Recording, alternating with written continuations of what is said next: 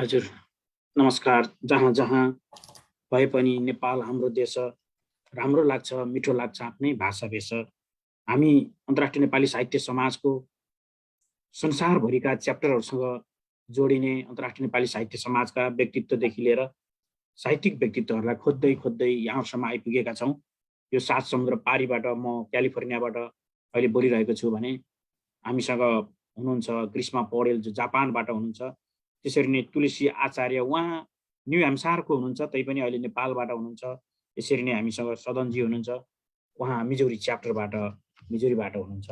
हामी संसारका विभिन्न कोणाबाट नेपाली भाषाको उन्नयनका लागि, समृद्धि नेपाली भाषाको साहित्यको लागि, उत्थानका लागि हामी लागिपरेका छौँ।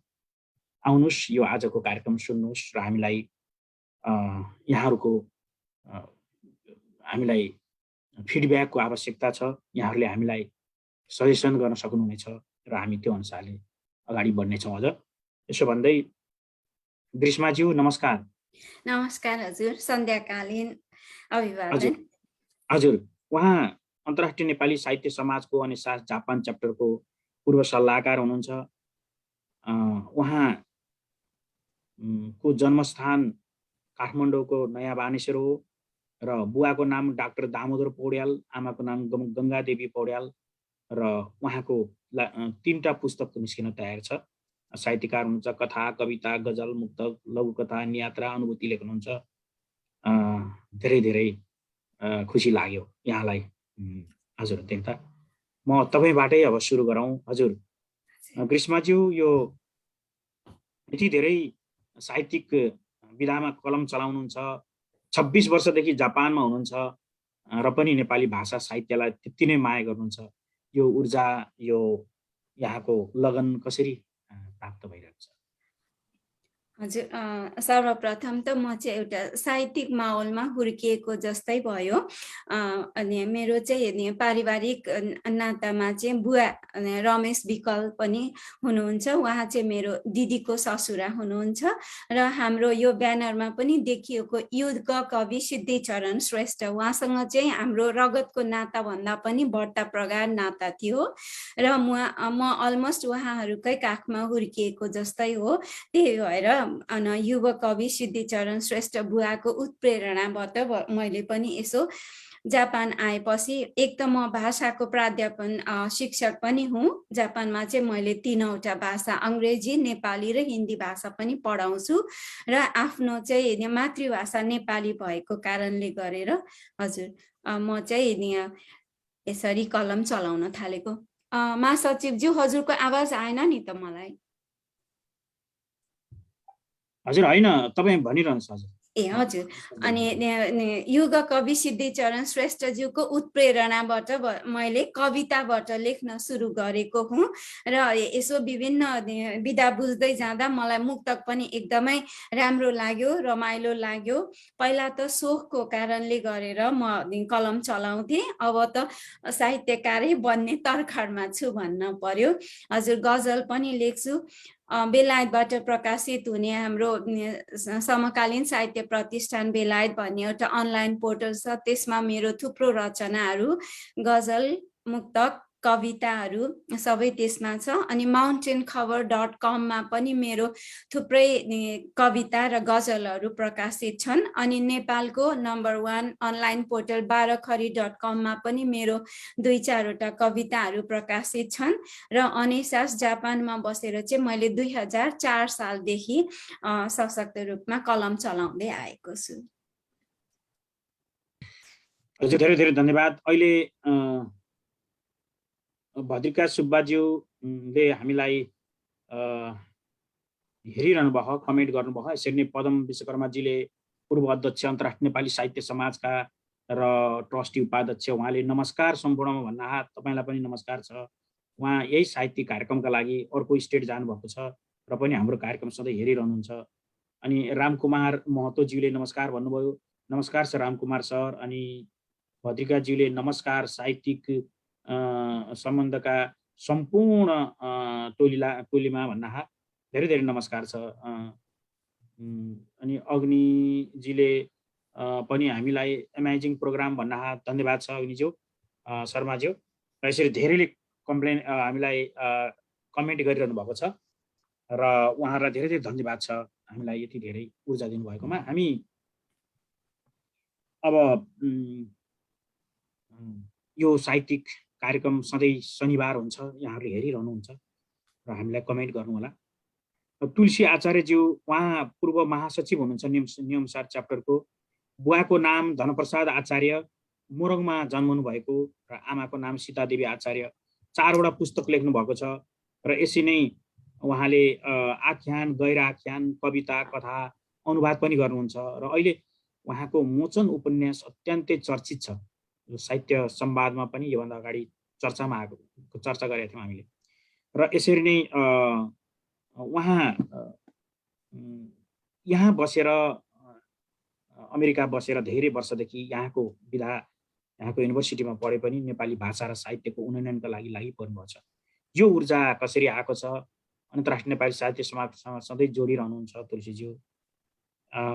अलि नेपाल हुनुहुन्छ, यति धेरै लाग्नुभएको छ, यो ऊर्जा कसरी प्राप्त गर्नुभयो? नमस्ते यहाँहरू सबैलाई फेरि पनि धन्यवाद प्रश्नको लागि। मलाई यहाँसम्म जोडिदिनु भयो, आफ्ना कुराहरू केही राख्ने अवसर दिनुभयो। अब साहित्य यो एउटा अभ्यास पनि हो र एउटा इन्ट्रेस्ट पनि हो, एउटा चाखको विषय पनि हो। म खास गरी चाहिँ अब यो साहित्यको क्षेत्रमा, अङ्ग्रेजी साहित्यमा जब मैले मास्टर डिग्री गरेँ 2001-2003 तिर, त्यति बेलाबाट अङ्ग्रेजी साहित्य, भाषा, अङ्ग्रेजीका विभिन्न आयामहरू, साहित्यका विभिन्न आयामहरू, आख्यान, गैर आख्यान, कविता जब पढ्न थालियो, सायद त्यसले मेरो मन तानेको हुनुपर्छ। त सानैबाट पनि एक किसिमले त्यो पुस्तक किन्ने बित्तिकै नेपाली भित्रका ती नेपाली पुस्तकका कथाहरू चाहिँ, कविताहरू प्रति मन पहिला जान्थ्यो। पहिला सरले पढाउनुभन्दा नै पढिन्थ्यो पनि। र यसले त्यो खालको त्योसँग बानी परियो र तिनै विषयवस्तुले तानियो पनि होला सायद। र त्यस पछाडि अब मैले चाहिँ खास गरी यही विषयमै पढ्न भनेर प्रोफेसनल राइटिङ, क्रिएटिभ राइटिङ, सृजनशील लेखनमै पनि मैले अमेरिकामा मास्टर डिग्री गरेँ र आफूले पढेको सैद्धान्तिक ज्ञानलाई, आफ्नो चाख रुचि पनि त्यही भयो र सैद्धान्तिक ज्ञानलाई व्यवहारमा उतार्नुपर्छ भन्ने मान्यता र त्यो अभ्यास सँगसँगै यो विषयवस्तुप्रति रुचि भएको। अब त्यो सँगसँगै चाहिँ साहित्य लेखनका लागि मात्रै पनि होइन, साहित्य भनेको चाहिँ समाज बनाउने पनि हो, समाजलाई दिशानिर्देश गर्ने पनि हो। समाज कस्तो छ अहिलेको भनेर मात्र चित्रण गर्ने पनि होइन, समाज कस्तो हुनुपर्छ भनेर हामीले एक प्रकारको आउँदो पिँढीलाई अथवा समाजलाई केही दिने पनि हो। र त्यो मेरो जिम्मेवारी हो। यति पढिसके पछाडि, यतिका साहित्यहरू अध्ययन गरिसके पछाडि र बाहिर गएर पनि यति अध्ययन गरिसके पछाडि र अब मैले अहिले अमेरिकाकै युनिभर्सिटीमा पढाइरहेको छु, त्यहाँ पनि मैले पढाउने प्रोफेसनल राइटिङ, क्रिएटिभ राइटिङ विषयहरूलाई नै मैले पढाइराखेको हुन्छु। भनेपछि मेरो के त, मेरो यत्रो अभ्यास, मेरो यो साधना, मैले गरेको अहिलेसम्मको चाहिँ सैद्धान्तिक ज्ञानलाई मैले व्यवहारमा उतार्नै पर्छ, फरक किसिमले विषयवस्तुलाई प्रस्तुत गर्नै पर्छ, केही दिनुपर्छ भन्ने अभिप्रायले, त्यो नोसनले नै मैले चाहिँ वास्तवमा लेखनमा हात हालेको हो। र खास चाहिँ म पहिला कविता फाटाफुट्ट लेख्थेँ, तर अहिले आएर अलिकति फिक्सन, आख्यान, गैर आख्यानमा अलिकति मन बसेको छ। र त्यो सँगसँगै नेपाली भाषामा प्राय इङ्ग्लिसमा एउटा नन फिक्सन मेरो अमेरिकामै हुँदा एउटा इङ्ग्लिसमा रनिङ फ्रम द ड्रिमल्यान्ड प्रकाशित भयो 2013-14 तिर। त्यसपछि राउटरलेजले पब्लिस गरेको थियो जेन्डर एन्ड डिसेबिलिटी भन्नेमा, यो चाहिँ गैर आख्यान नन फिक्सन एकाडेमिक बुक हो। अनि मेरो अनुवाद चाहिँ पहिल्यै शेक्सपियरका कथा भएको थियो। अब नेपाली भाषामा पनि मैले कलम चलाउनु पर्छ भन्ने मलाई लाग्यो र मैले अलिक अगाडि नै लेखेको थिएँ। त्यसलाई 4-5 वर्ष म आफैले पनि रिभाइज गरेँ। साहित्य कसरी लेखिनुपर्छ, अलिकति बुझेको ज्ञानहरू मैले प्रयोग गर्नै पर्छ भन्ने हिसाबले अहिले भर्खरै मोचन भन्ने चाहिँ 2 महिना जति भयो बजारमा आइपुगेको छ। एकदमै धेरै राम्रो फिडब्याक पाइरहेको छु र यसले गर्दा मलाई अझ बढी ऊर्जा मिलेको छ कि म प्रशंसाले पुलकित भएर बिग्रिने होइन कि यसबाट चाहिँ म अलिक अझ बढी रेस्पोन्सिबल हुनुपर्छ भन्ने खालको कुरा चाहिँ मलाई अझ त्यसले बनाएको छ, जसले गर्दा चाहिँ यो ऊर्जा सायद यिनै कुराहरूले थप्छ होला, थप्दै जान्छ होला र जाओस् भन्ने कामना गर्दछु। मैले यति नै भने अहिले। हजुर, धेरै धेरै धन्यवाद। यो पक्कै पनि यो अर्को जेनेरेसनको लागि एकदमै अझ राम्रो हुनेछ। यहाँ पढेर पनि नेपाली भाषाको पनि आवश्यक पर्दो रहेछ र यहाँको लिट्रेचर पढेर, इङ्ग्लिस पढेर यहाँ पढाउँदाखेरि पनि नेपाली भाषा र नेपाली साहित्यलाई उत्थान गरेर र त्यही विषयलाई ल्याएर तपाईँले अङ्ग्रेजीमा उल्था गरेर र यहाँ त्यही पुस्तक पनि निकाल्न सक्नुहुनेछ र यो संसारभरि यो मोचनको अझ दोस्रो एडिसनबाट त संसारभरि लान पनि सक्नुहुन्छ। यो यहाँको यो प्रेरणाले अर्को जेनेरेसनले हेर्नेछ, पक्कै पनि एकदमै गर्वको कुरा हो नेपाली साहित्यको लागि। र त्यो हाम्रो आवश्यकता पनि छ, नेपाली साहित्यलाई अङ्ग्रेजीमा उल्था गरेर लान पर्ने। र पहिला नेपालमा नेपाली भाषामा दिनुभयो र अब यहाँको पक्कै पनि यो कार्यक्रम होला, सोचाइ पनि होला। यो हाम्रो लागि गर्वको कुरा। धेरै धेरै धन्यवाद छ। सदन पोखरेलज्यू लाई स्वागत छ। अनेसास मिजौरी च्याप्टरको सदस्य हुनुहुन्छ उहाँ। बुवाको नाम हिरा प्रसाद पोखरेल, आमाको नाम श्री प्रभादेवी पोखरेल र कवितामा धेरै रुचि राख्नुहुन्छ, साहित्यमा, र सुनसरी उहाँको जन्मस्थान। सदनज्यू यहाँ मिजौरीमा हुनुहुन्छ, बाहिर बस्न त्यति सजिलो पनि छैन। यहाँको घर व्यवहार सबै चलाएर घर परिवार हेरेर अनि साहित्यमा लाग्नु भएको छ। साहित्य अन्तर्राष्ट्रिय नेपाली साहित्य समाजलाई माया गर्नुहुन्छ। यो ऊर्जा कसरी पाइरहनु भएको छ र अनि के छ अरू कार्यक्रम साहित्यका लागि? हजुर, फेरि पनि नमस्कार। सर्वप्रथम त धन्यवाद यस कार्यक्रममा म जोडिन पाएकोमा। धन्यवाद फेरि पनि दिनैपर्छ हाम्रो उर्मिला जोशी दिदीलाई, जसले यो कार्यक्रममा जोडिनलाई मलाई हौसला प्रदान गर्नुभयो, र यहाँहरू सबैलाई। बाहिरको ठाउँमा बसेर अहिले हामी यो मिजौरी च्याप्टर अनेसास बेला बेलामा हामीले साहित्यिक कार्यक्रमहरू गरिरहेको हुन्छौँ। यसलाई चाहिँ नै नयाँ आउने पुस्ताहरूलाई साथै यहीँ भइराख्नु भएको साहित्य प्रेमी सबैलाई जोडेर कार्यक्रम गर्ने, जहिले पनि जमर्को राख्दै बेला बेलामा कार्यक्रमहरू यसरी गरिन्छ। र साहित्यप्रतिको रुचिको कुरा गर्नुपर्दा म सानै हुँदादेखि नै, अघि हाम्रो तुलसी सरले भन्नुभयो जस्तै, सानै हुँदादेखि नै कविता, कथा आदि इत्यादि कुराहरूमा अति नै रुचि राख्ने, महाकविका कविताहरू पढ्ने, अनि स्कुल स्तरीय जिल्ला स्तरीय प्रतियोगिताहरूमा भाग लिँदै कविता आफ्नो बोकेर त्यसमा भाग लिन पुगिहाल्ने, चाहे नतिजा जेसुकै होस्, तर ठाउँ ठाउँमा त्यसरी पुग्ने गर्थे। रहर सानैदेखिको हो। अनि मलाई लाग्छ ती सबै कुरा साहित्य हुन् जसले समाजलाई एउटा सकारात्मक सन्देश दिन्छ। साहित्यकै कुरा गर्नुपर्दा म सडक नाटक, थिएटर नाटक आदि इत्यादिमा पनि अति रुचि राख्थेँ, र त्यसमा पनि म आफ्नै सक्रियतामा म आफै त्यसको अगुवाई गर्दै मैले थुप्रै कार्यक्रमहरूको पनि योजना गरेको थिएँ सानैदेखि नै, र हामीले त्यस्तो कार्यक्रमहरू पनि निकालेका थियौँ। त्यही गर्दै गर्दै आइयो, र पछि मैले टेलिसिरियलहरूमा लेखनको लागि पनि गर्दै थिएँ, तर दुर्भाग्यपूर्ण त्यो टेलिसिरियल रिलिज हुन सकेन। र त्यसपछि यता आइयो, अमेरिका आइयो। यहाँ पनि हामी 2016 देखि यो अनेसास मिजौरी च्याप्टरले चाहिँ नै काम गरिरहेछ, र हामी त्यसमा विभिन्न कार्यक्रमहरू, साहित्यिक कार्यक्रमहरू गरिराखेका छौँ। र फाटाफुट्टा मैले पनि कहिलेकाहीँ लेखेर आफ्नो चाहिँ नै कविताहरू या अन्य कुराहरू सुनाउने गरेको छु। मिजौरी च्याप्टरको अध्यक्षले नमन सबैमा भन्नुभयो, उर्मिला निर्दोशीजीले। उहाँ एकदमै सक्रिय पनि हुनुहुन्छ र महिला यो अन्तर्राष्ट्रिय नेपाली साहित्य समाजको महिला अध्यक्ष पनि हुनुहुन्छ। र रूपेश कुमार सदायज्यूले नमन गुरुवर भन्नुभयो, र तीर्थ अधिकारीज्यूले ग्रीष्मा म्याडमको अभिव्यक्ति राम्रो लाग्यो भन्नुभयो, र यहाँ र धेरै धेरै धन्यवाद छ, हामीलाई हौसला दिइरहनु भएको छ। म ग्रीष्माज्यूसँगै पुगेँ। यहाँको कविता छ कि के छ? मैले यहाँलाई अनुरोध गरेँ सुनाउनको लागि।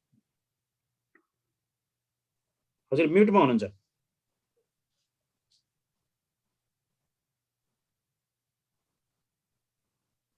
म्युटमा हुनुहुन्छ ग्रीष्मा म्याडम, म्युटमा हुनुहुन्छ।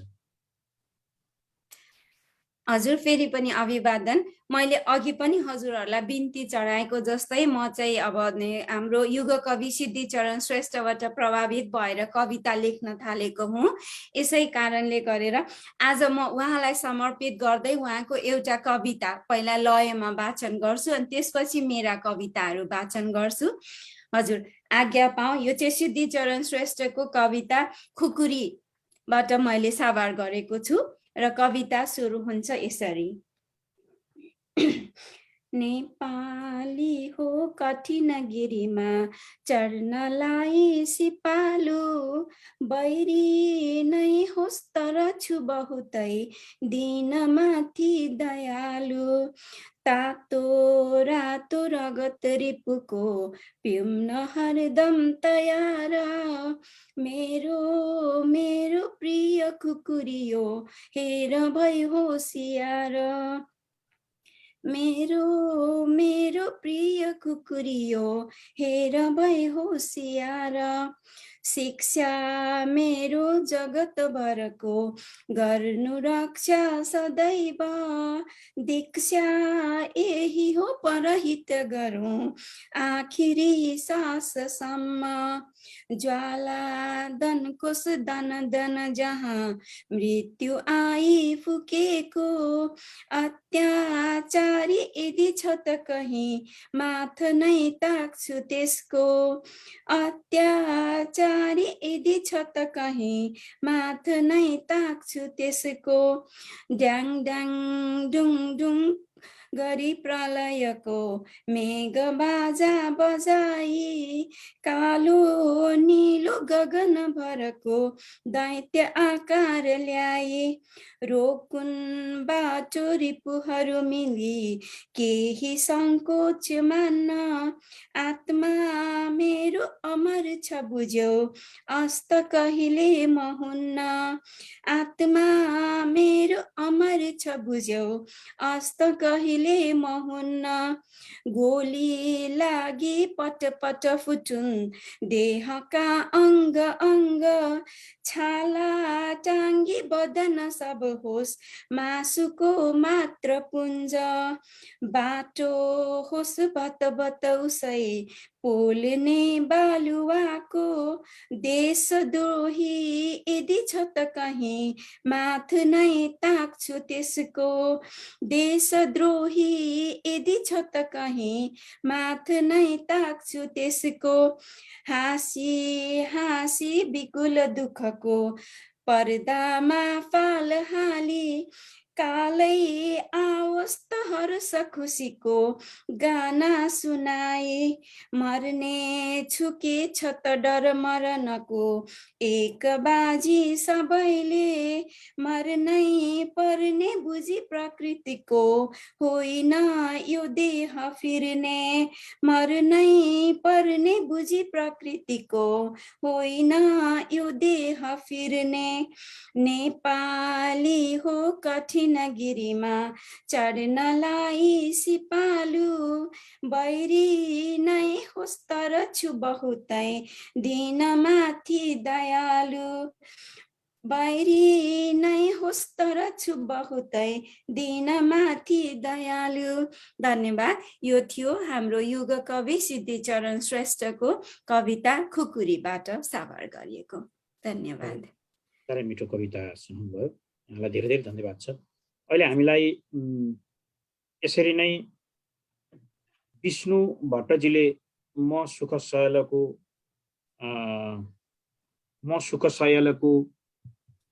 कुन बास लिनु, जति स्वाद लिँदा किन खल्लो हुनु, कहाँ छ र आनन्द त्यही साथ खोज्नु, साहित्य संवाद नित्य साथ दिनु भनेर विष्णु भट्टजीले लेख्नु रहेछ। धेरै धेरै धन्यवाद छ यहाँलाई। र यसरी नै हामीलाई धेरैजनाले हेरिरहनु भएको छ, कमेन्ट गर्नु हो, उहाँलाई धेरै धेरै धन्यवाद छ हामीलाई हौसला दिनुभएकोमा। म फेरि तुलसीज्यूसँग पुगेँ, डाक्टर तुलसी आचार्यज्यू। उहाँ यहाँ न्यू हेम्सायरमा युनिभर्सिटीमा पढाउनुहुन्छ र भर्खरै एउटा उपन्यास चर्चामा छ उहाँको, र उहाँ नेपाली साहित्यको उन्नयनको लागि एकदमै लागिरहनु भयो। मैले तपाईँलाई एउटा प्रश्न राखेँ तुलसीज्यू। हजुर भन्नुहोस्। नेपाली साहित्य तपाईँ बाहिर पनि पढाउनुहुन्छ, त्यसैले नेपाली साहित्यकारहरू नेपाली साहित्य लेखेर नेपालमा त्यति बाँच्ने अवस्था भएन। साहित्यमा लाग्नेहरू सधैँ प्रायः त्यति खर्च पनि हुन्छ। अनि र त्यहाँ नेपालमा बजारको कमी हो कि पढ्ने व्यक्तिहरूको कमी हो कि, अथवा सरकारले के गर्नु पर्ला, एकाडेमी पनि छ र साहित्यकारलाई साहित्यकार बाँच्ने र साहित्यकारको उन्नयनको लागि के हुनुपर्छ जस्तो लाग्छ? तपाईँले अमेरिका पनि अध्ययन गर्नुभयो र त्यहाँको बारेमा पनि तपाईँलाई थाहा छ। यहाँ र त्यहाँको बारेमा केही भनिदिनुहुन्छ कि? ठिक छ। पहिलो चाहिँ म युनिभर्सिटी अफ न्यू ह्याम्पसायरमा पढाउँथेँ, एक वर्ष जति पढाएँ। त्यस पछाडि चाहिँ अहिले साउथ जोर्जिया स्टेट कलेज भन्ने जोर्जियामा पढाउँदैछु अहिले चाहिँ। अनि दोस्रो हजुरले भन्नुभएको प्रश्नमा जाँदा अब यस्तो छ, अब हामीले ठ्याक्कै साहित्यकारहरू बाँचेर लेख्न के भन्छ लेखेर बाँच्न सक्ने अवस्था छैन भनेर जेनरलाइज गरिहाल्ने अवस्था पनि चाहिँ छ जस्तो मलाई लाग्दैन। अब कुरो कहाँ रह्यो भने कतिपय लेखनमा रुचि राख्नेहरू जसको सैद्धान्तिक ज्ञानको अलिकति कमी छ अथवा आफूलाई एउटा लेखकको रूपमा उभ्याउन पाए हुन्थ्यो अथवा यो लेखेर प्रकाशन गर्न पाए आफ्नो मनको कुराहरू बिसाउन पाए हुन्थ्यो भन्ने अभिप्रायले प्रकाशित कृतिहरू छन्। तिनीहरूको मार्केट त्यति राम्रो नहोला अथवा तिनीहरूले पाठकीय दृष्टिकोणबाट नलेखेका कृतिहरू बढी बजारमा आउँदाखेरि त्यस्ता कृतिहरू बढी हुँदाखेरि राम्रो कृतिहरू ओझेलमा पर्न जाने सम्भावनाहरू बढी हुन सक्छ। त्यस्ता चुनौतीहरू छन्। अब बाहिरतिर पनि नभएको होइन, बाहिर विदेशतिर पनि अमेरिकाकै सन्दर्भमा पनि कुरा गर्ने हो भने सेल्फ पब्लिसिङका कुरा भयो, अहिले त आफै पैसा पे गरेर पब्लिस गर्ने कुरा भए, प्रिन्ट अन डिमान्ड नगर्ने कुरा भयो। अब अहिले त यति धेरै डिजिटलाइज भएको छ, तपाईँको एमाजोनबाट पनि जसले भनौँ तसले चाहिँ पब्लिस गरेर बुकहरू अभाइलेबल गराउन सक्छ। यस्ता खालका कुराहरू चाहिँ छन्।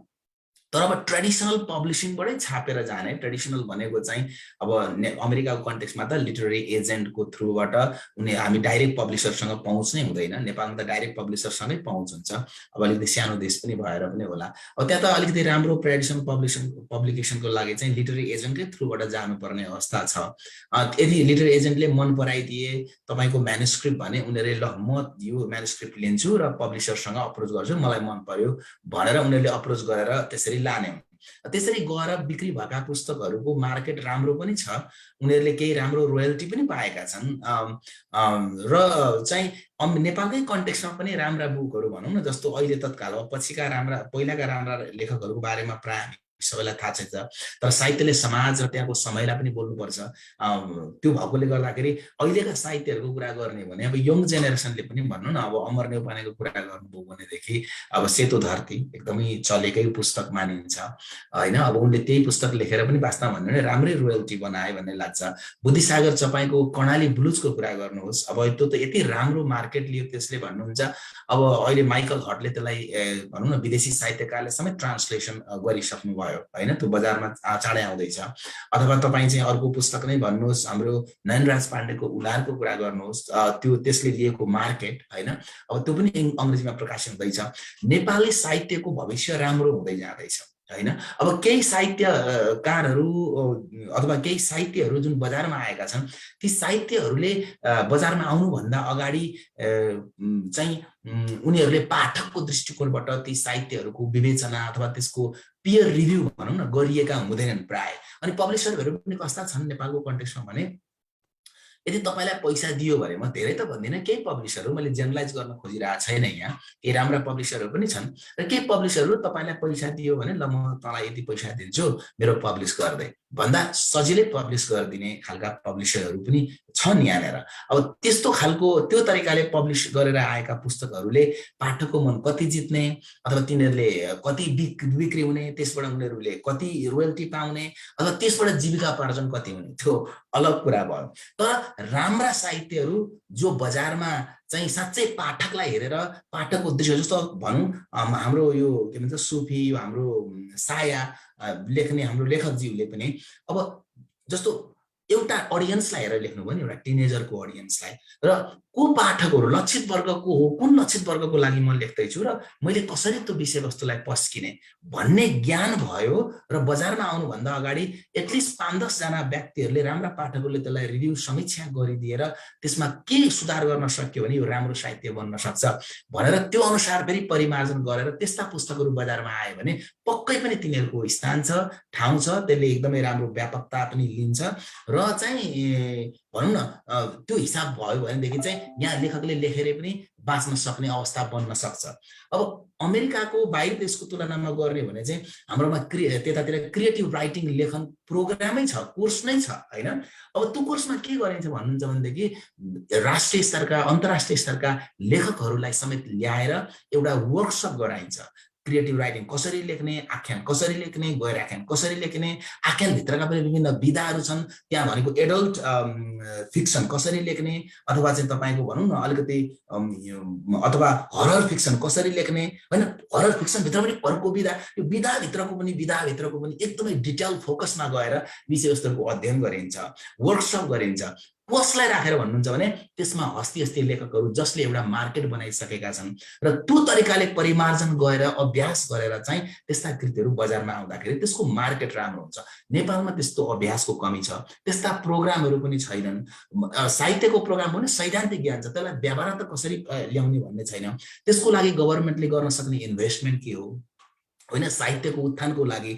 र सबभन्दा ठुलो चाहिँ कमजोरी के छ भनेदेखि साहित्य पढेर हामीले समाज बुझ्न सक्छौँ, अर्थ बुझ्न सक्छौँ, राजनीति बुझ्न सक्छौँ होइन। कसैले चाहिँ कुनै कन्भर्सेसन डायलगमा हेर मेला पालामा त चाहिँ भनौँ न 20 रुपियाँमा पान धार्ने जति खसीको मासु आउँथ्यो भन्ने बारेको डायलग हालेर कसैले चाहिँ तपाईँको एउटा फिक्सन लेखिदिएको छ भने आजको जेनेरेसनले त्यो पढ्यो भने त्यति बेलाको अर्थ बुझ्न सक्छ। यहाँ हामीलाई कुनै अर्थशास्त्री चाहिँदैन क्या, सिमन साहित्य एउटा अर्थशास्त्री भन्दा शक्तिशाली बन्न सक्छ क्या। त्यसले समाज बोल्छ, त्यसले राजनीति बोल्छ, त्यसले अङ्कगणित बोल्छ, त्यसले बीजगणित बोल्छ। हो यस्ता खालका साहित्यहरूलाई यस्तो हो साहित्य भन्ने कुरा जबसम्म सरकारले पोलिसी मेकिङमा बसेका मान्छेहरूले नीति निर्माताहरूले बुझ्न सक्दैनन् तबसम्म उनीहरूको साहित्यप्रतिको योगदान एकदमै न्यून रहन्छ। अब तपाईँ हेर्नुहोस् न, अब अस्ति के भइदियो, यति गहन हुन्छ साहित्यले यति धेरै कुरा बोल्छ र पनि तपाईँको चाहिँ साहित्य पुस्तकमा कर लगाइदियो। ल हेर्नुहोस् गभर्नमेन्टले गर्न सक्ने, हाम्रो देशमा गभर्नमेन्टले यस्तो गर्छ भने साहित्यप्रतिको योगदान खै, साहित्यप्रतिको जिम्मेवारी खै हो। यस्ता कुराहरूमा चाहिँ हाम्रो सरकारले साथ दिनुपर्छ, यसलाई बुझ्न सक्नुपर्छ कि साहित्यको शक्ति कति हुँदो रहेछ त भन्ने कुरा। उलार पढ्नु भने तपाईँले कति ठुलो चाहिँ एउटा भनौँ न समाज बुझ्न सक्नुहुन्छ। कर्णाली बुझ्नु भने कर्णालीको कथा, त्यहाँको दुखान्त, त्यो परिवेश तपाईँले बुझ्न सक्नुहुन्छ। यस्ता कुराहरू आउनु पर्यो साहित्यमा। र यस्ता कुराहरू आउने साहित्यलाई सरकारले किताबमाथि कर लाउने भने कि मिल्छ भने बरु फ्री वितरण गरिदिन सक्ने, इन्करेज गर्ने पाठकहरूलाई त्यस्तो खालको अभ्यास गर्न सक्यो भने नेपाली साहित्यको उत्थान हुन्छ, राम्रा लेखकहरू पनि जन्मिन्छन्, लेखेरै पनि बाँच्न सक्ने स्थिति हुन्छ र लेखेरै पनि बाँचेका चाहिँ लेखकहरू हाम्रो देश नेपालमा आजभोलि हामी देख्न सक्छौँ। मैले अघि उदाहरण दिइसकेँ र यति नै भने मैले अहिले। हजुर धन्यवाद, बडा मिठो कुरा आयो।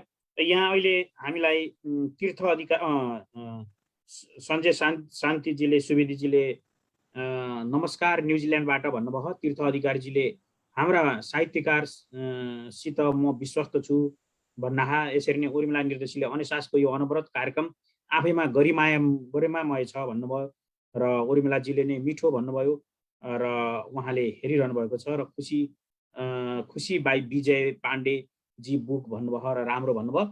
र यसरी नै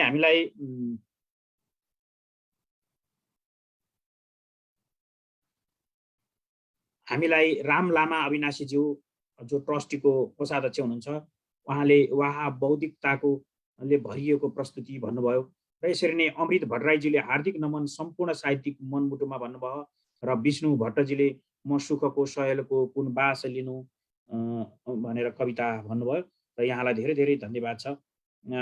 यहाँलाई साहित्य समाजको भनेर धेरै धेरै धन्यवाद छ। म अब सदनजीसँग पुगेँ। सदनज्यू, यहाँको कविता मुक्तक गजल जे छ? हजुर हजुर, पक्कै पनि कविता एक दुईवटा कविता लेखेर ल्याएको छु मैले पनि। यो कविता एकपल्ट पहिला हामीले साहित्य समाजमा एकपल्ट वाचन गरेका थिएँ, तर फेरि गर्न मौका पाइनँ। तर त्यसले गर्दा मलाई के लाग्यो भने यो कवितामाथि कतै अन्याय त भइरहेको छैन। किनभने यो कविता चाहिँ मलाई कस्तो लाग्छ भने अलिकति आफैलाई मन परेको पनि कविता, आफैले लेखेको कविता, आफैलाई मन परेको पनि धेरैभन्दा धेरैजनासँग पुगोस् भन्ने चाहना। कविता भन्नुभन्दा एकचोटि फेरि छोटोमा, अन्त मैले अघि अफलाइनमा भनेको थिएँ, उर्मिला निर्दोषी दिदीलाई फेरि पनि धेरै धेरै धन्यवाद दिन चाहन्छु। हामी जस्ता युवा पुस्ताहरूलाई, नयाँ युवा पुस्ताहरूलाई जहिले पनि हौसला प्रदान गर्नुहुने र साहित्यको लागि अहोरात्र खट्नु भएको हाम्रो दिदीलाई फेरि पनि धेरै धेरै धन्यवाद। र मेरो कविताको शीर्षक छ महिला अधिकार। कविता सुरु गरौँ। महिला अधिकार। जुन दिन मैले उनको सिउँदो भरे, त्यही दिन उनको नामको पछाडिबाट उनको थर झिकेर मेरो थर टाँसिदिए। जुन दिन मैले उनको सिउँदो भरे त्यही दिन उनको नामको पछाडिबाट उनको थर झिकेर मेरो थर टाँसिदिए। उनको गोत्रलाई उनीबाट अलग्याएर मेरो गोत्रले ढाकिदिए। उनको घरलाई उनको माइत बनाइदिए, मेरो घरको उनलाई चाबी थमाइदिए। उनको घरलाई उनको माइत बनाइदिए, मेरो घरको उनलाई चाबी थमाइदिए। चाबी नाम मात्रको चाबी, जिम्मेवारीको तालाले उनीलाई कैद गराइदिए। आजकल सुनसान बिहानीमा गुन्जन्छन् उनको चुरीको खनखन हाम्रो आँगनीमा। आजकल सुनसान बिहानीमा गुन्जन्छन् उनको चुरीको खनखन हाम्रो आँगनीमा। त्यही बिहानी कुच्चोले आँगन बढार्दा खरखर आवाज सुनिन्छन् हाम्रो आँगनीमा। आजकल सुनसान बिहानीमा गुन्जन्छन् उनको चुरीको खनखन हाम्रो आँगनीमा। त्यही बिहानी कुच्चोले आँगन बढार्दा खरखर आवाज सुनिन्छन् हाम्रो आँगनीमा। अनि बल्ल बिउजन्छन् र बास्टछन् हाम्रो गाउँको भालेहरू। हिजोसम्म आफ्नो आँगनमा माछी काँडे खेल्ने उनी, हिजोसम्म आफ्नो आँगनमा माछी काँडे खेल्ने उनी आज मेरो घरको आँगन सफा गर्छिन् मेरो घरलाई रुचाउन।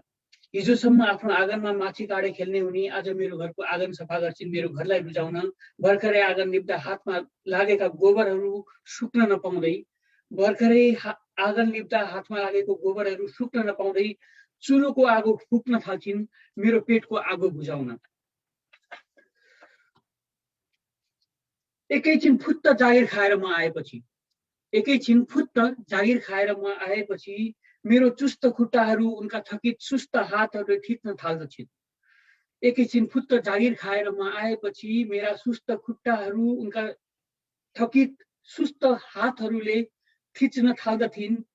म मुस्किलले 6 घण्टा काम गर्छु, उनी मुस्किलले 6 घण्टा आराम गर्छिन्। अनि यो समाजको म चाहिँ प्रतिष्ठित जागिरे, उनी चाहिँ बेरोजगार कहलाउँछिन्।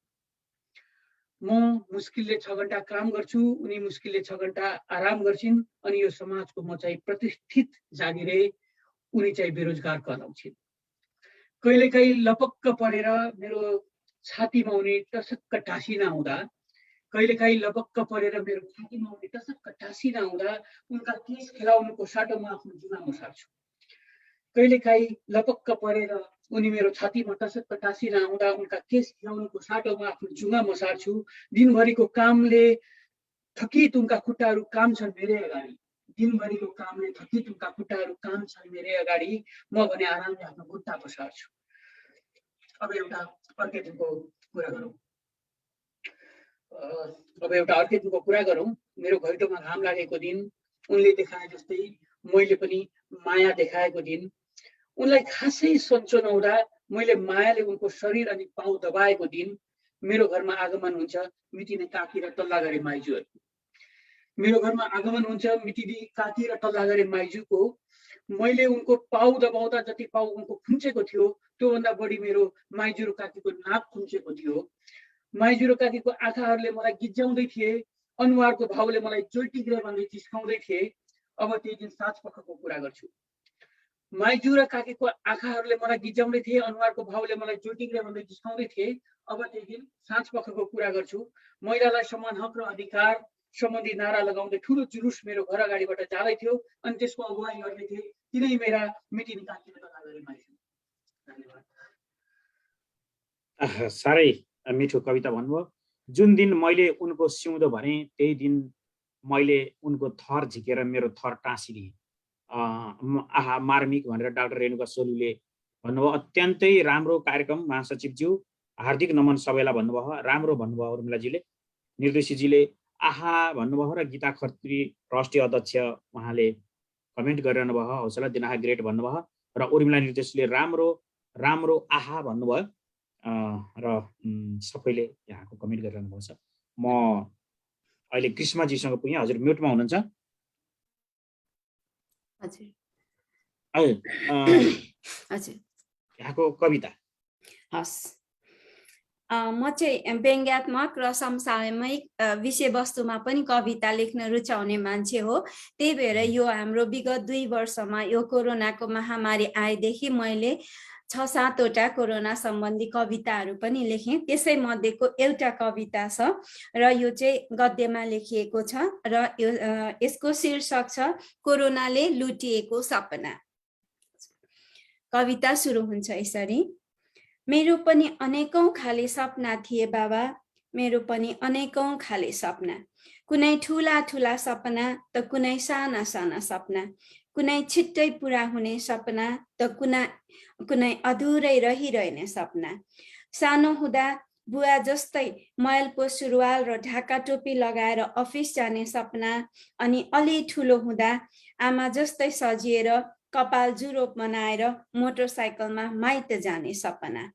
अझै ठुलो हुँदा स्कुल गएर कक्षामा पहिलो बनेर गुरुहरूको थुप्रो थुप्रो स्याबासी पाउने सपना त कहिले अझै राम्री हुँदा केटा साथीसँग मोटरसाइकलमा नगरकोट घुम्न जाने सपना। त्यसपछि बेहुली भएर रुँदै श्रीमानको घर गएको सपना र भोलिपल्टै दङ्ग परेर श्रीमानको हात समाउँदै हाँस्दै माइती आएको सपना। तर अहिले त कोरोनाले सपना पनि देख्न दिँदैन बाबा, सपना पनि। त्यसको 2-4 वर्षपछि बहिनीहरूलाई घर गरी खान गाह्रो हुन्छ केटी हो भन्दै अर्थी बुद्धि दिएको सपना त कहिले रुँदै आमासँग सासू र नन्दको कुरा काटेको सपना। कहिले एउटा राम्रो चिटिक्क परेको घर बनाएर टोलेहरूलाई धाक रबाफ देखाउने सपना त कहिले श्रीमानलाई घुर्की देखाएर 2 महिना माइत जान्छु र लिन नआएसम्म फर्केर पनि आउँदिन भन्दै स्कुटरमा माइती गएको सपना। अनि ठुला ठुला माइक समातेर मन्त्री बन्दै भाषण गरेको सपना त कहिले सुकुम्बासीलाई घर बाँडेको सपना। कहिले त्यही सुकुम्बासीलाई फकाई फुलाई भोट माग्दै हिँडेको सपना त कहिले अहिले त कोरोनाले सपना पनि देख्न दिँदैन बाबा, सपना पनि। कहिले नग्नहरूलाई 1 टुक्रा कपास पाउँदाको खुसी अड्कल्ने मेसिन बनाएको सपना त कहिले म जस्तो फिर्यान्तेलाई ब्रिटिस पासपोर्ट लिएको सपना। कहिले चन्द्रमामा 1 टुक्रा जग्गा किनी यो डहाडे सहरबाट टाढा गएको सपना। अनि कहिले देशको राष्ट्रपति बनी ठुला ठुला पत्रकार सम्मेलनमा बोल्दै गरेको सपना। अनि यो सानो सुन्दर देश नेपाललाई स्विजरल्यान्ड जस्तै बनाउन नक्सा कोर्दै गरेको सपना। कहिले आफ्नो देशलाई स्वर्ग बनाउन अमेरिकालाई लिजमा दिँदै गरेको सपना। अब हामी कुन चाहिँ सपना देख्ने बाबा, अब हामी कुन चाहिँ सपना देख्ने? हजुर, धन्यवाद। यो थियो हामी कुन चाहिँ सपना देख्ने बाबा, कुन चाहिँ सपना। तलाई मालुम छ कि यो कुरा मन, कहाँ छ जानु कुन साथ लिगिकन, तलाई मालुम छ कि यो कुरा मन। मन धेरै टाढा जान्छ र त्यही मनलाई कहाँ पुग्ने हो र थाहा छैन, हुँदैन। धेरै टाढा। साह्रै मिठो कविता भन्नुभयो र यहाँलाई साह्रै मिठो भनेर ग्रीष्माजी राम्रो भनेर उर्मिला निर्दोषीजीले कमेन्ट गर्नुभएको छ र सबैले गर्नुभयो। अब हामी यो अन्तिम राउन्डमा छौँ अनि यहाँलाई जाँदा जाँदै केही भन्न छ भने यहाँलाई मैले अलिकति समय दिएँ र अर्को एउटा कविता पनि भन्नु छ भने। हस्, मैले अघि पनि हजुरहरूलाई बिन्ते टक्राए जस्तै म सबै विधामा कलम कोर्न रुचाउने मान्छे हो। त्यही भएर मैले एउटा गजल पनि लेखेको छु र जुन चाहिँ mountaincover.com मा प्रकाशित भएको थियो र त्यो चाहिँ 12,000 चान्चुनद्वारा पढिएको थियो र त्यो गजल यसरी सुरु हुन्छ। यो मेरो गजलको शीर्षक चाहिँ मैले राखेको थिएँ तर अहिले मैले कता अल्मलेछु जस्तो छ। ठिकै छ, मेरो गजल सुरु हुन्छ यसरी। एकैछिन मलाई बेवकुफ बनाएर गयो, एकैछिन मलाई बेवकुफ बनाएर गयो, छिट्टै आमा बुवालाई पनि मनाएर गयो। एकैछिन मलाई बेवकुफ बनाएर गयो, छिट्टै आमा बुवालाई पनि मनाएर गयो। के देख्यो कुन्नी उल्ले मेरो यौवनमा, भोलिपल्टै हातमा नाम सजाएर गयो। गर्मी पनि के साह्रै उद्धुम्मयो हामीलाई, यो जाडोमा पनि पसिना बगाएर गयो। रुदा रुदै भिजेका यी 2 नयनहरूमा फेरि एक हुल खुसीहरू सजाएर गयो। संसार त्यागेको त्यो माग्ने जोगी पनि, संसार त्यागेको त्यो माग्ने जोगी पनि, यौवनका माथहरूले टन्न अगाएर गयो, यौवनका माथहरूले टन्न अगाएर गयो। हस्त धन्यवाद। यो थियो मेरो गजल र यसको शीर्षक थियो यौवनका माथहरू। हस्, धन्यवाद। धेरै धेरै धन्यवाद। यहाँलाई अति सुन्दर ग्रीष्मज्यू भनेर विष्णु भट्टजीले पनि भन्नु। उहाँ हाम्रो जापानमा टोकियोमा भएको चाहिँ एभरेस्ट इन्टरनेसनल स्कुलको प्रिन्सिपल हुनुहुन्छ र उहाँ चाहिँ अत्यन्त साहित्यलाई माया गर्ने आदरणीय व्यक्तित्व हुनुहुन्छ। त्यही भएर thank you so much Vishnu sir, हेरिदिनु भएकोमा धेरै धेरै धन्यवाद। सधैँ हेर्नुहुन्छ, सधैँ मिठा मिठा कमेन्ट गर्नुहुन्छ, उहाँलाई धेरै धेरै धन्यवाद छ। म अब जाँदा जाँदै मैले सोध्न बिर्सेको प्रश्न र यहाँलाई भन्न मन लागेको कुरा मैले अब तुलसीजीलाई अनुरोध गरेँ। अनि अहिले उहाँ कविताबाट जित्नु भएको थियो र यहाँका दुईवटा कविता तुलसीज्यू। हजुर, मैले कविता भनौँ भन्नु भएन? हजुर, कविता। अनि मैले सोध्न बिर्सेको र यहाँलाई भन्न मन लागेको अहिले नेपालमा म एउटा कविता भनौँ है त, होइन? अब यो कविता थाहा छैन, कविता लेख्ने मन लाग्थ्यो, फाटाफुट्टा लेख्छु। अब कतिपय समालोचकहरूले फरक किसिमले हेर्नुहुन्छ, कुनै कवितै भएन भने भन्नुहुन्छ, थाहा छैन। तर मैले त तपाईँहरूले कथा के भन्छ कविता गजल सुनाउनु भयो, सुने कतै खुसी लाग्यो। मैले पनि एउटा चाहिँ अभ्यास यहाँ गरेको छु, खोइ कहाँ छ ईश्वर भन्ने है। आमाले भन्नुहुन्छ छोरो ईश्वरको नाम लि, म भन्छु खोइ कहाँ छ ईश्वर। जति बेला खोलाले खेत बगाएर हामीलाई सुकुम्बासी बनायो, खोइ कहाँ थियो ईश्वर। ऐँचो र पैँचोमा बनाएको एउटा छाप्रो थियो ओत लाग्ने, त्यो पनि चैत वैशाखको हुरीले उडायो, त्यति बेला खोइ कहाँ थियो ईश्वर। एउटा झोलामा जिन्दगी बोकेर आमा र बाबा बसाइ सर्दा म दुधे बालक थिएँ, यात्राको भविष्य सुनिश्चित थिएन, खोइ कहाँ थियो ईश्वर।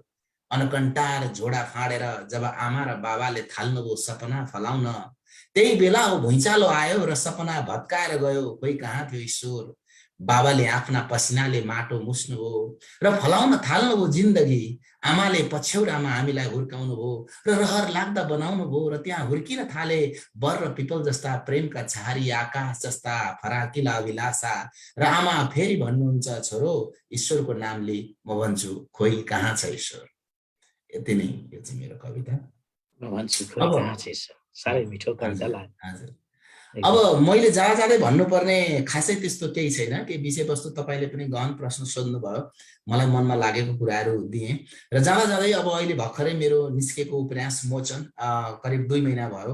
मैले पाठक प्रतिक्रिया धेरै राम्रो पाइराखेको छु, मलाई खुसी पनि छ र यसले मलाई अझ बढी रेस्पोन्सिबल पनि बनाएको छ कि अब मैले अर्को कृति निकाल्दाखेरि मैले अझ राम्रो गर्न सक्नुपर्छ, गर्नुपर्छ भन्ने लागेको छ। यसले चाहिँ अझ बढी रेस्पोन्सिबल बनाउँदो रहेछ। र यही मोचन सुन्नुहुने पाठकहरूले एकचोटि पढेर अझ बढी प्रतिक्रिया मलाई अझ डाइरेक्सन दिनुहोला, दिशानिर्देश गर्नुहोला, एडभाइस गर्नुहोला, जसले गर्दा म एउटा राम्रो लेखक भएर भोलि उभिन सकौँ, साहित्यको क्षेत्रमा केही गर्न सकौँ, साहित्यलाई र समाजलाई केही दिन सकौँ भन्ने का साथ यो अवसर दिनुभएकोमा धेरै धेरै धन्यवाद भन्दै सबैलाई नमस्कार भन्न चाहन्छु। हजुर, अब यो अलिकति चर्चा नि भयो, योभन्दा अगाडि यहाँ पनि साहित्य संवादमा जोडिनु भएको थियो। अनि यो मोचनमा खासै एकदम संक्षिप्तमा मोचनमा के छ त्यस्तो चर्चा? मोचन चाहिँ खास गरी भनेको अहिलेको पिँढीले अलिकति बुझ्न लायक सम्बन्धका, हुन त सम्बन्धका धेरै पाटाहरू पनि हुन्छन्। मैले यो यही नेपालमा पनि AP1 न्युज 24 को टेलिभिजनको इन्टरभ्यूमा पनि भनिराखेकै कुरा, उहाँहरूले चाहिँ के छ भनेर सोध्दा म अब प्रायः यो कुरा दोहोरिन्छ नै पनि। र खास चाहिँ भनेको चाहिँ अहिलेको समाज जस्तो खास गरी चाहिँ पति पत्नी, श्रीमान श्रीमती बीच को सम्बन्धमा आएको दरारले ल्याउन सक्ने परिणतिहरू के हुन्, कतिसम्म ठुलो दुखान्त ल्याउन सक्छ। यदि त्यो बीचमा उनीहरू बीचमा बेमेल भयो, एक प्रकारको अन्डरस्ट्यान्डिङ भएन, दुईजना बीचका कमन कुराहरू के छन् ती कुराहरू खोजिएन भने सम्बन्ध कतै घातक हुन्छ र त्यसले निम्ताउन सक्ने परिणति के हो भन्ने बारेकै विषयमा को सेरोफेरोमा। र खास गरी भनेको चाहिँ दुईटा संस्कृति, दुईटा परिवेश, अमेरिकन र नेपाली कल्चर बीचको, जब चाहिँ नेपालको कन्टेक्स्टमा विवाहित श्रीमान श्रीमतीहरू चाहिँ बाहिरी भनौँ न अलिकति त्यो कल्चरमा हुर्किसके पछाडि त्यहाँको परिवेश र कल्चरले उनीहरूको जीवनप्रतिको दृष्टिकोण, संसारलाई हेर्ने दृष्टिकोण, इभन आफ्नो लाइफस्टाइल हेर्ने दृष्टिकोण कसरी बदलिन्छ र त्यसबीचमा अन्डरस्ट्यान्डिङ खोजिएन भने, कमन कुराहरू खोजिएन भने त्यो कति घातक हुन्छ भन्ने कुराको पनि उदाहरण हो। र अहिलेको समाज भनेको चाहिँ त्यो गुरुप्रसाद मैनालीले लेखेको कथा जस्तो लोग्ने सस्नेको झगडा परालको आगो होइन कि लोग्ने सस्नेको झगडा त्योभन्दा पनि डरलाग्दो आगो हो भन्ने खालको एक प्रकारको सन्देश र त्यसलाई डिल गर्ने के गर्नुपर्छ अथवा के छ त्यसभित्र र हामीले चाहिँ एउटा स्वस्थकर हेल्दी रिलेसनसिप बिताउन सक्छौँ भन्ने कुरा चाहिँ अबको पिँढीले पनि बुझ्नु आवश्यक छ भन्ने हिसाबले मैले अलिकति अनुसन्धान, अलिकति रिसर्च गरेर र त्यही अमेरिकन परिवेशमै भएका पात्रहरूका कथाहरू सुनेर तयार पारेको मेरो आफ्नो सैद्धान्तिक ज्ञानलाई प्रयोग गरेर व्यवहारत उतार्ने प्रयास गरेको छु। यति नै भने। हजुर, हस्, धन्यवाद। मैले यहाँलाई 2टा कविता भनेको थिएँ, बाँकी अर्को पनि भन्न सक्नुहुन्छ। हजुर, अहिले नै भनौँ। हजुर हजुर, क्यानभासमा नेपालको नक्साभित्र भन्ने शीर्षक। यो मैले एउटा क्यानभासमा बनाएको नेपालको नक्सा थियो, त्यो भित्रको कञ्चनजङ्घा र धौलागिरी, माछा पुछ्रे र सगरमाथा, हिमालबाट झर्दै गरेको जुन, उदाउँदै गरेको सूर्य, उड्दै गरेका चरा, रुखका बुट्यानहरू, पहाडको काख हुँदै बग्दै गरेको नदी, नीलो आकाश, आकाशमा बादलका वनहरू, यी सबैले सोधे चाहिँ लाग्छ तमाकु तान्दै उकालो चढ्दै गरेकी एक हजुरआमालाई उनको जीवन कहानी जुन पृथ्वीको कहानी भन्दा पनि पुरानो चाहिँ लाग्छ। उनका मुखबाट फडा फुलाउँदै उडिरहेछ धुवाँ, धुवाँ जस्तै छ उनको कपाल, पहाडे कागज जस्ता छन् उनका हात, दुधको छाली जस्ता छन् उनका आँखा, प्रश्न गर्ने साहस छैन उनीसँग, सत्ता किन चुपचाप छ भनेर पोतिएको छ यसरी सदियौंदेखि हेपिएर बसेको सीमान्तकृतको रङ्ग नेपालको नक्साभित्र। साह्रै पेजोड कविताहरू छन्। धेरै धेरै धन्यवाद छ। म अब सदनजीलाई यहाँको जाँदा जाँदै केही भन्न छ भने अनि यहाँको मिजोरी च्याप्टरको बारेमा भन्न सक्नुहुन्छ अनि र कविता 2वटा। धन्यवाद। पक्कै पनि मिजोरी च्याप्टर मैले अघि पनि भनिहालेँ। मिजोरी च्याप्टरमा हाम्रो अहिले अध्यक्षको रूपमा उर्मिला जोशी दिदीले काम गरिराख्नु भएको छ र म यस च्याप्टरको पहिले महासचिव थिएँ, हाल चाहिँ सदस्य भएर काम गरिराखेको छु र हामीले यस च्याप्टरबाट भोलि मात्रै पनि हाम्रो कार्यक्रम छ नारायण गोपाल श्राद्ध भनेर हामीले कार्यक्रम गरेका छौँ र बेला बेलामा विशेष गरी लक्ष्मी प्रसाद देवकोटाको लक्ष्मी जयन्ती अनि भानुभक्त जयन्ती आदिहरूमा हामीले चाहिँ कविता गोष्ठी आदिको कार्यक्रम गर्ने गरेका छौँ। साहित्यमा जति पनि नेपाली भाषीहरू यस ठाउँमा हुनुहुन्छ मिजोरीमा, उहाँहरूलाई हामीले सधैँ साहित्यमा आउनुहोस्, साहित्य मर्न नदिउँ भन्ने हिसाबले लागि परेको हुन्छौँ र काम गरिरहेको हुन्छौँ। यस हिसाबले मिजोरी च्याप्टरले त्यो छ। र कविताको कुरा गर्नुपर्दा अर्को एउटा मेरो कविता थियो म र मेरो साथी भन्ने शीर्षकमा, यदि अनुमति छ भने यो कविता पनि म सुनाउन चाहन्छु। म र मेरो साथी। अस्तिसम्म म पनि बेरोजगार थिएँ, अस्तिसम्म म पनि बेरोजगार थिएँ, मेरो साथी पनि बेरोजगार थियो, हामी दुवै कति खुसी थियौँ। अस्तिसम्म म पनि बेरोजगार थिएँ, मेरो साथी पनि बेरोजगार थियो, हामी दुवै कति खुसी थियौँ। हिजोदेखि साथी जागिरै भएको छ, आजदेखि मेरो ब्लड प्रेसर बढेको छ। हिजोदेखि साथी जागिरै भएको छ, आजदेखि मेरो ब्लड प्रेसर बढेको छ। सूर्यको किरण हिमालमा ठोक्किँदा टलक्क टल्के जस्तै झलक्क बल्थिन् मेरी उनी। सूर्यको किरण हिमालमा ठोक्किँदा टलक्क टल्के जस्तै झलल्ल बल्थिन् मेरी उनी। तर जहिलेदेखि साथीले मेरी भन्दा राम्रैसँग नाता जोडेको छ, ओहो सूर्यको किरण हिमालसँग ठोक्किनै छोडेको छ। मेरो ठुलो घर छ, मेरो ठुलो घर छ, त्यही पनि पीडा छ। मेरो भन्दा अलि ठुलो साथीको घर छ। मसँग धेरै पैसा छ, कम्ता टेन्सन छ, साथीसँग झन् धेर छ। मेरो मोटर कार बेकार देख्छु जब साथीको चिल्लो कार देख्छु।